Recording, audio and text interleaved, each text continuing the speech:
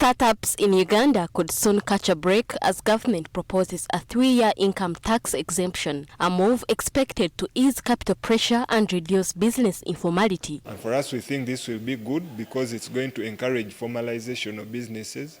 Currently, most of the operators are in the informal sector, and they are mainly not known by the taxman. So we think this will encourage formalization, but it will also protect the business people so that they can even benefit in supplying, government and getting bigger contracts. But while the move is seen as progressive, civil society organizations advocating for tax justice say that the 3-year window may not be long enough for startups to break even. They think that the tax break, although welcome, may fall short. Are the 3 years good enough for the company or for a business to be strong enough to stand the taxes that they are supposed to pay? So for us, we say it is a good step, but it is inadequate in terms of looking at the realistic way of doing business in Uganda.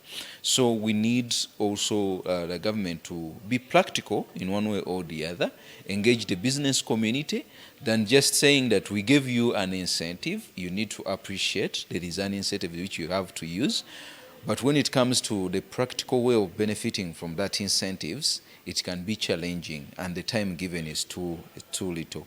This could end up hurting small businesses that are not yet ready, especially those whose limited operation capital still can't support tax payments, even after the exemption period. The concern is on this business return as a condition given to benefit from this tax exemption. We are saying that placing a burden on small businesses, let's say, just giving an example, maybe a shop owner or someone who is doing a small business, you can say 500,000, 1 million, 2 million, 5 million, they may not have the necessary expertise to file a tax return, which is problematic. So, and of course they will have to maybe outsource, get a technical person who can help them file this return, and which of course also eats into their profit. So at the end of the day, the tax exemption may not make a lot of sense.